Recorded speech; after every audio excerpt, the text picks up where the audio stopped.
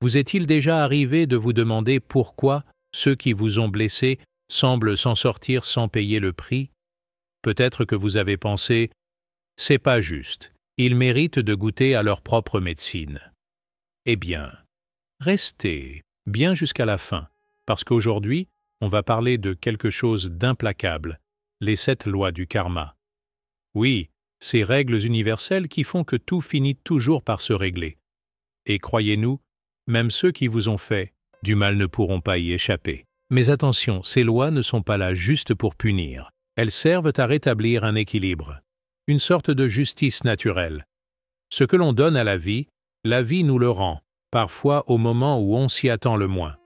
Et ce n'est pas seulement une question de vengeance. C'est une façon de remettre les choses à leur juste place. Vous allez voir, certaines de ces lois pourraient bien changer votre façon de voir la vie. Avant qu'on commence, un petit rappel important. Si vous aimez ce genre de contenu, pensez à aimer la vidéo, à vous abonner et à activer la cloche. Ça nous aide énormément et surtout, ça nous permet de continuer à partager des messages comme celui-ci.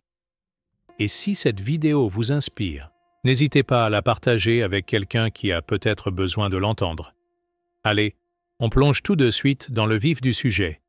Les lois du karma, c'est du sérieux. Et la première que l'on va aborder, c'est sans doute la plus connue, mais aussi la plus puissante.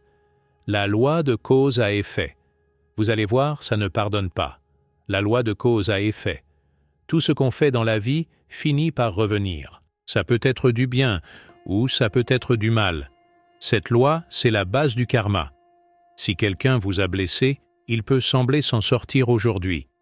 Mais tôt ou tard, il paiera le prix de ses actes. C'est une certitude. Pourquoi? Parce que le karma ne laisse rien passer. Prenons un exemple simple. Vous avez déjà vu quelqu'un qui ment et manipule tout le monde autour de lui. Cette personne peut avoir du succès, être populaire, mais au fond, que se passe-t-il? Petit à petit, les gens découvrent la vérité. Ils s'éloignent.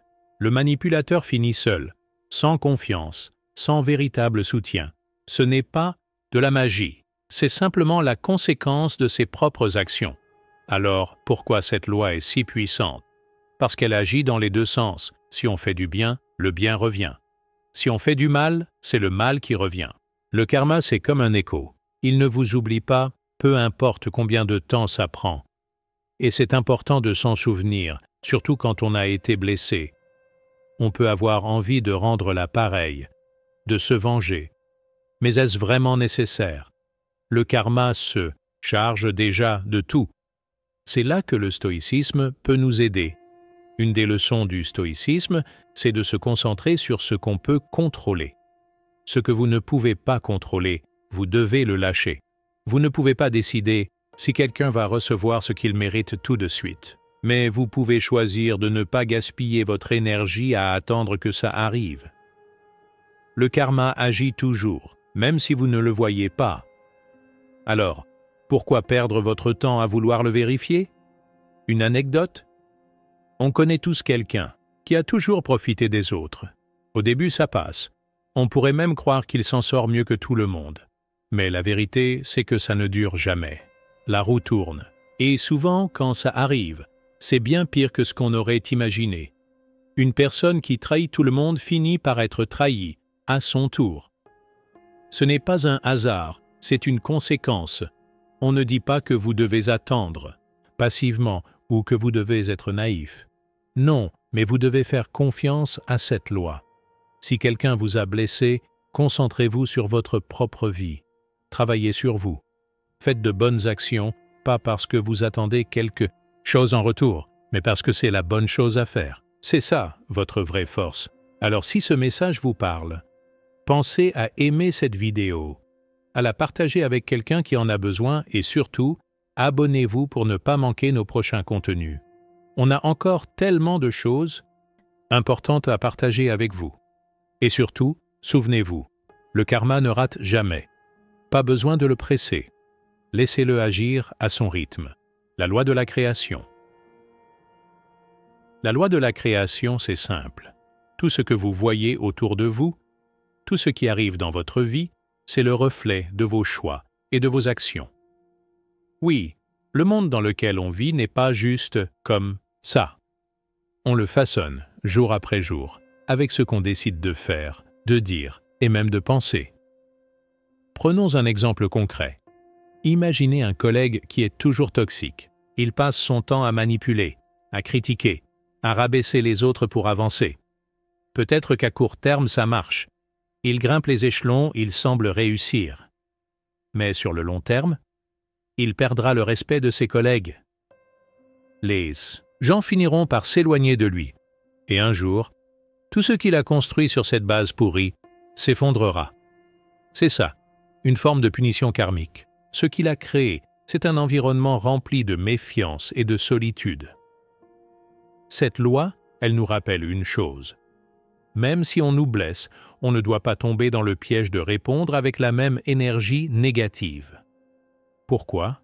Parce que ce qu'on met dans le monde revient toujours vers nous. Si on sème de l'amertume, on récoltera de l'amertume. Si on sème des actes positifs, même quand c'est difficile, on finit par vivre dans un cercle plus sain. Je vais vous raconter une petite histoire. C'est l'histoire d'un boulanger dans un petit quartier. Tous les matins, un voisin venait acheter du pain, mais jamais un sourire, jamais un merci. Toujours une attitude froide, voire carrément désagréable. Alors, un jour, quelqu'un demande au boulanger « Pourquoi tu continues à lui sourire et à bien l'accueillir? Il ne te respecte même pas. » Et le boulanger répond « Je ne vais pas laisser son comportement décider de ma manière d'être. Ce que je crée, c'est ma responsabilité. » Résultat, des mois plus tard, le voisin a changé d'attitude, et même s'il ne l'avait pas fait, le boulanger aurait gardé sa paix intérieure. C'est ça, la loi de la création. Ce qu'on fait, ce qu'on dit, et même la façon dont on réagit, c'est ce qui détermine notre environnement. Alors, oui, des fois, on est tenté de répondre au mal par le mal. C'est humain. Mais ça ne fera qu'empirer les choses. Le karma, lui, observe et il remettra tout à sa place. Mais vous, en attendant, concentrez-vous sur ce que vous pouvez contrôler, vos actions. Quand on dit que le monde est un reflet de nos choix, ça peut être difficile à entendre. Surtout si vous traversez des moments durs. Mais la vérité, c'est qu'on a toujours une part de pouvoir. Même dans les pires situations, on peut décider comment réagir. Alors, si quelqu'un vous blesse, souvenez-vous. Ne laissez pas cette personne vous entraîner dans son énergie toxique. Faites de votre mieux pour créer le bien, même si c'est dur sur le moment. Le karma, lui, se chargera du reste. Et avant qu'on continue, dites-nous dans les commentaires, est-ce que vous avez déjà vécu une situation où vous avez choisi de faire le bien malgré la douleur ou la colère? Si cette vidéo vous parle, n'oubliez pas d'aimer, de partager et de vous abonner. Ça nous aide beaucoup et ça permet de diffuser ce genre de contenu à d'autres personnes qui en ont besoin. La loi de la création nous montre qu'on a toujours un rôle à jouer. Mais pour avancer, on doit aussi comprendre que le changement commence en nous. Et ça, c'est justement ce que la prochaine loi, celle de la croissance, va nous enseigner. Restez bien avec nous, parce que cette étape est cruciale pour transformer votre vie et laisser le karma faire son travail. La loi de l'humilité. La loi de l'humilité, c'est simple. Tant que tu refuses de voir la vérité, tu restes coincé. C'est comme essayer d'avancer en voiture avec le frein à main. Tu as beau appuyer sur l'accélérateur, ça ne bougera pas. Ou pire, tu vas tout casser. Cette loi, c'est un rappel puissant que parfois le problème, ce n'est pas les autres. C'est nous. Et le karma, lui, il ne fait pas de cadeaux tant qu'on n'a pas appris la leçon. Prenons un exemple qu'on a tous déjà vu.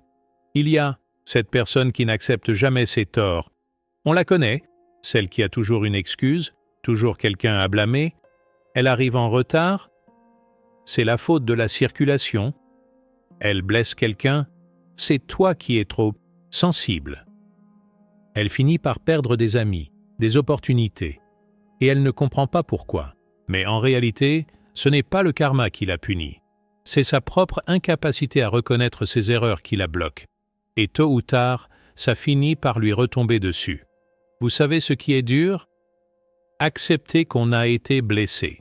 Mais ce qui est encore plus dur, c'est de rester coincé dans la haine ou la rancune. Quand quelqu'un nous fait du mal, notre premier réflexe, c'est souvent de vouloir qu'il paie. Mais devinez quoi? Le karma ne fonctionne pas comme une vengeance instantanée. C'est un processus, un cycle. Et pour que ça marche, il faut lâcher prise. Ce n'est pas facile, mais c'est nécessaire. Je me souviens d'un collègue à l'époque, très sûr de lui.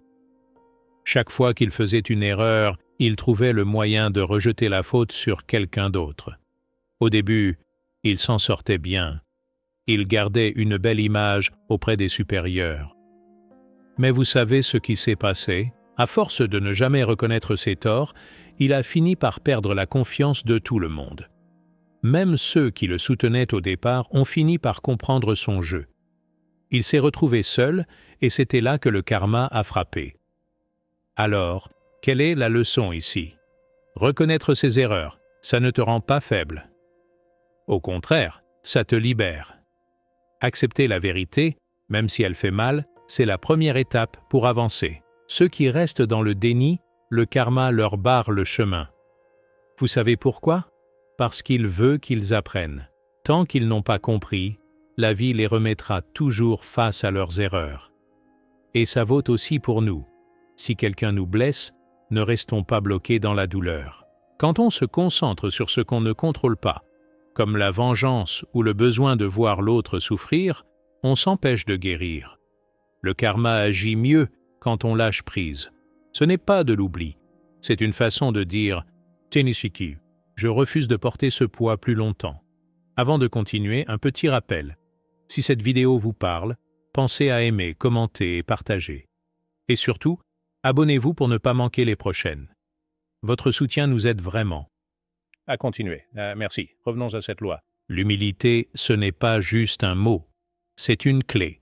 Quand vous acceptez la douleur, quand vous admettez vos propres erreurs, vous ouvrez une porte vers le changement.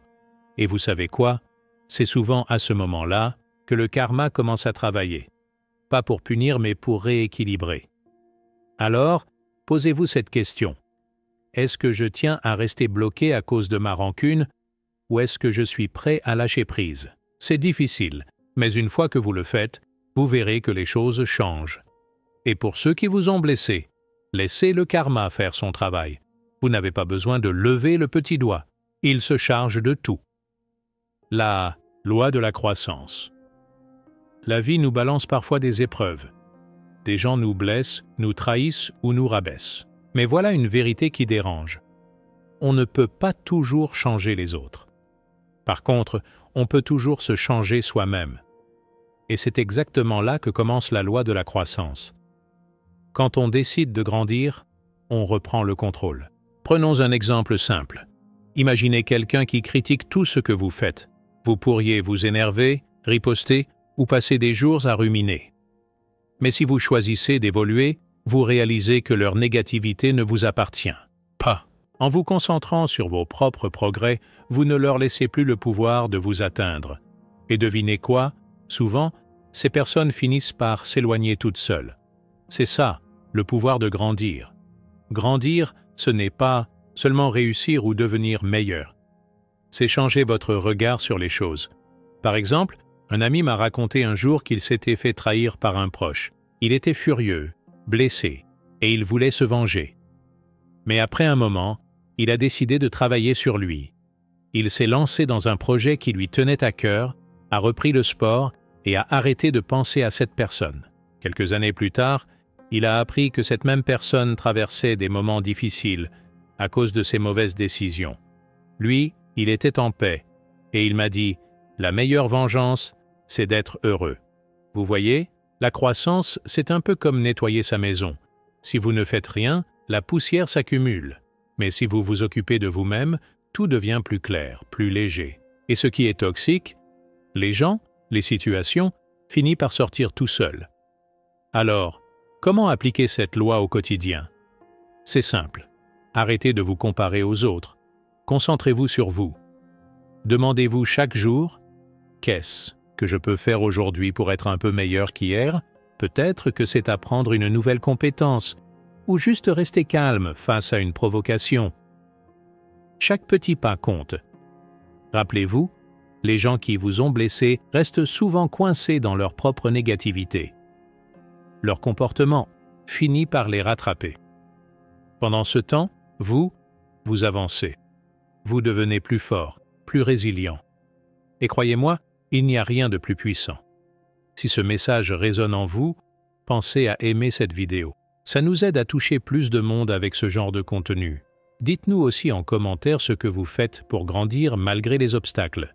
Et si vous ne l'avez pas encore fait, abonnez-vous pour ne rien rater de nos prochaines vidéos. Le chemin de la croissance, c'est un voyage. Et même si ça prend du temps, chaque effort que vous faites vous rapproche de la paix et de la réussite. Alors, à vous de jouer. La loi de la responsabilité. Vous savez, on a tous croisé des gens qui passent leur temps à blâmer les autres.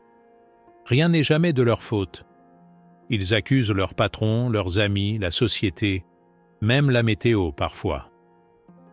Mais voilà où ça coince. Tant qu'on ne regarde pas ses propres erreurs en face, on reste coincé. Et le karma, lui, n'oublie rien. Quand on parle de responsabilité, ce n'est pas juste un mot sérieux qu'on entend dans les conférences. C'est une vraie clé pour avancer dans la vie. Pourquoi? Parce que reconnaître sa part de responsabilité dans ce qui nous arrive, c'est déjà un grand pas vers le changement. Si quelqu'un vous blesse, c'est facile de pointer du doigt. Mais parfois, il faut se demander « Qu'est-ce qui dans notre comportement a laissé cette personne entrer dans notre vie ?» Attention, on ne dit pas que c'est votre faute si quelqu'un vous fait du mal. Mais il y a une puissance énorme dans le fait de reprendre le contrôle de ce qu'on peut changer. Prenons un exemple. Imaginez une personne qui arrive toujours en retard à son travail, mais qui passe son temps à se plaindre de son patron, parce qu'elle n'a pas eu sa promotion. Elle raconte à tout le monde que le boss est injuste, qu'il a ses préférés. Mais en réalité, c'est son propre manque de ponctualité et de sérieux qui freine sa carrière. Avec le temps, elle perd la confiance de ses collègues, et son patron cesse de l'écouter. C'est là que le karma entre en scène. Pas besoin de miracle, les actes parlent pour eux-mêmes. Un autre exemple, regardons les relations amoureuses. Vous connaissez cette personne qui, après chaque rupture, dit « Tous mes ex sont des monstres ». Pas un seul n'a eu un bon côté apparemment. Mais à force de blâmer l'autre, elle ne se demande jamais « Est-ce que j'aurais pu mieux communiquer ? Est-ce que j'ai laissé des problèmes traîner sans les régler ?» À force de ne pas se remettre en question, elle finit par reproduire les mêmes erreurs dans ses futures relations.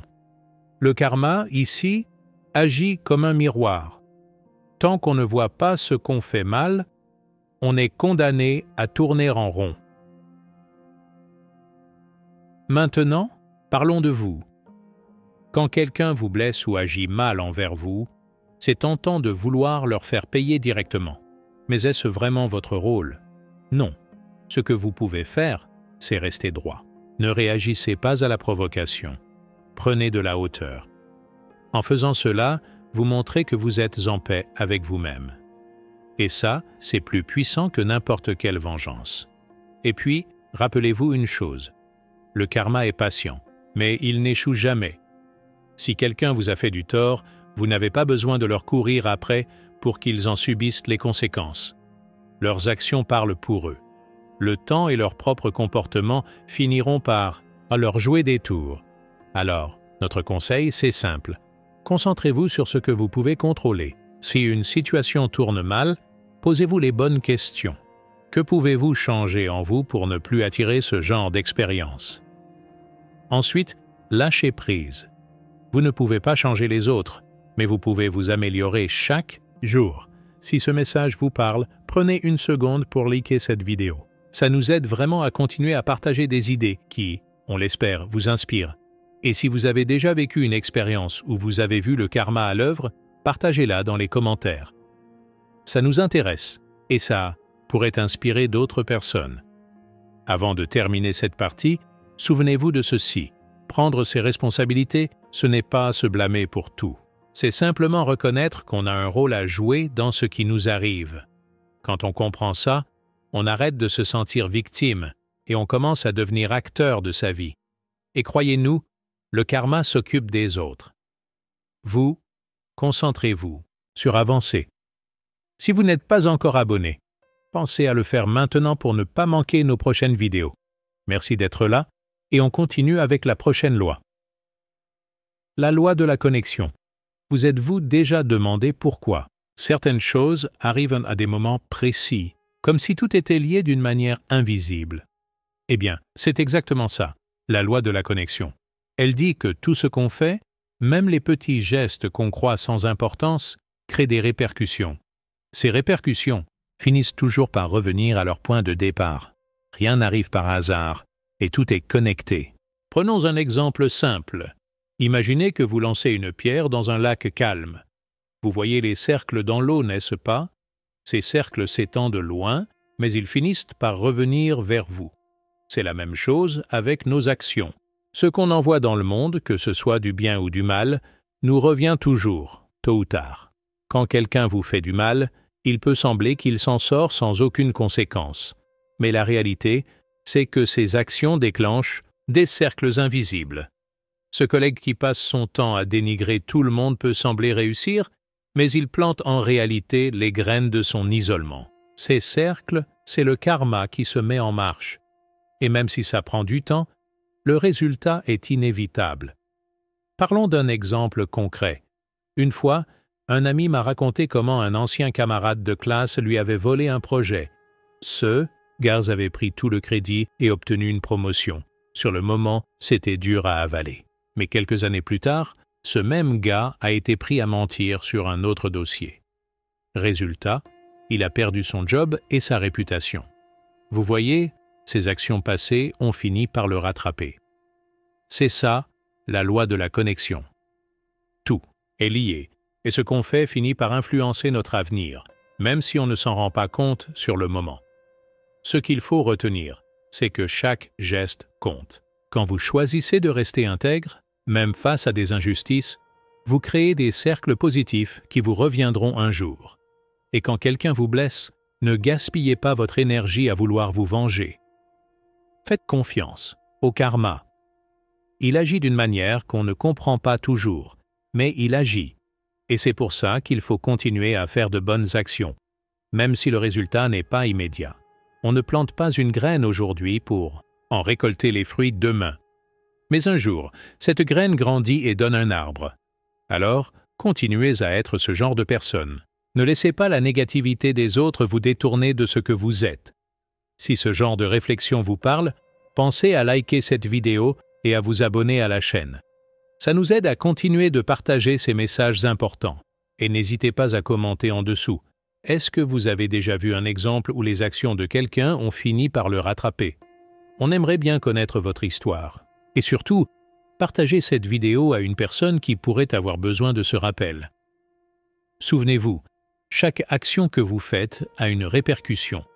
Et même si vous ne voyez pas immédiatement le résultat, ça ne veut pas dire qu'il n'est pas là. Le karma, comme cette pierre dans l'eau, finit toujours par boucler la boucle. La loi de la patience et de la récompense. Le karma, c'est comme une plante. Vous semez une graine aujourd'hui, mais vous ne récoltez pas les fruits tout de suite. Ça prend du temps. Et c'est pareil pour les personnes qui vous ont blessé. Elles peuvent sembler s'en sortir, continuer leur vie comme si de rien n'était. Mais, croyez-moi, ce n'est qu'une question de temps. Le karma agit toujours, mais à son propre rythme. Regardez autour de vous. Vous connaissez peut-être quelqu'un qui a passé sa vie à manipuler, mentir ou blesser les autres. Cette personne a peut-être l'air heureuse, réussie, voire intouchable. Mais est-ce que ça dure? Non. La vie finit toujours par équilibrer les choses.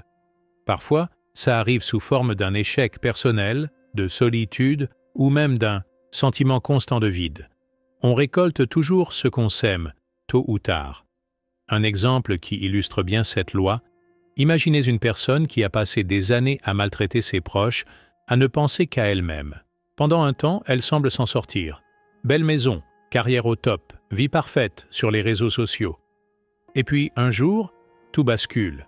Les gens s'éloignent, les amis disparaissent. Cette personne se retrouve seule, face à elle-même. C'est là que le karma frappe. Pas de manière spectaculaire, mais là où ça fait vraiment mal, dans les choses qui comptent le plus.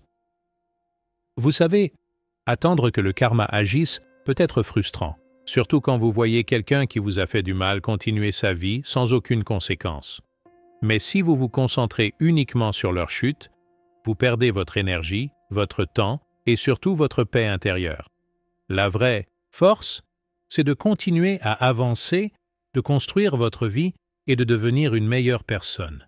Le karma, lui, s'occupera du reste.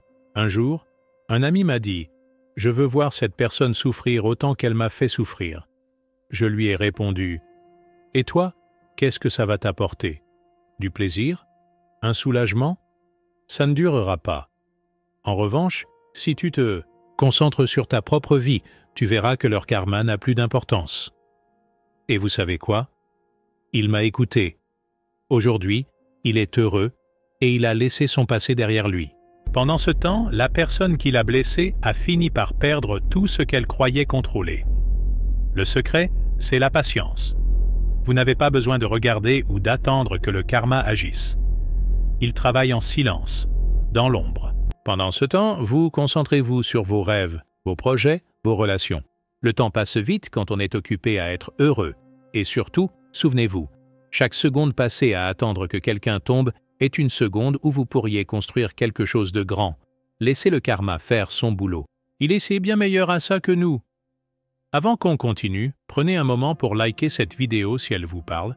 Abonnez-vous aussi pour ne pas rater nos prochaines discussions. Et si vous avez une anecdote sur le karma à partager, dites-le nous en commentaire. On adore lire vos histoires. Alors, la loi de la patience et de la récompense, c'est ça. Avancer, vivre et laisser le temps remettre chaque chose à sa place. Les fruits du karma sont toujours là, même si on ne les voit pas tout de suite. Soyez patient et concentrez-vous sur vous. Le reste viendra tout seul. On arrive à la fin, mais avant de partir, on va faire un petit récap des 7 lois du karma qu'on a vues ensemble. Ces lois, elles sont là pour nous rappeler que rien n'est laissé au hasard dans cette vie. Tout se paie, tout se rend. D'abord, il y a la loi de cause à effet. Chaque action a une conséquence. Ce que vous semez, vous le récoltez tôt ou tard. Ensuite, on a parlé de la loi de la création. Si vous voulez du changement dans votre vie, il faut agir. Personne ne le fera pour vous. Vient ensuite la loi de l'humilité. On ne peut pas avancer si on refuse de voir la réalité telle qu'elle est. Regardez les choses en face et laissez le reste au karma. La loi de la croissance nous rappelle que tout part de nous-mêmes. Changez votre intérieur et le reste suivra. Avec la loi de la responsabilité, on comprend qu'on ne peut pas tout blâmer sur les autres. Acceptez votre part des choses et le karma fera le reste. La loi de la connexion, elle, est un rappel puissant. Tout est lié. Même les petites actions comptent. Enfin, on termine avec la loi de la patience et de la récompense. Le karma prend son temps, mais il n'oublie jamais. Si quelqu'un vous a blessé, le moment viendra où il en paiera le prix. Faites confiance. On sait, c'est parfois frustrant d'attendre. On aimerait voir les résultats tout de suite. Mais c'est ça, la magie du karma. Il agit dans l'ombre. Ce n'est pas une vengeance. C'est une justice universelle. Vous, concentrez-vous sur votre bonheur. Faites-vous du bien, grandissez et laissez l'univers s'occuper de ce qui doit être réglé. Si cette vidéo vous a parlé, pensez à liker, ça nous aide énormément. Abonnez-vous pour ne rien rater de nos prochaines vidéos. Et surtout, partagez-la avec quelqu'un qui a besoin d'entendre ce message. Merci pour votre soutien. Prenez soin de vous et à très bientôt.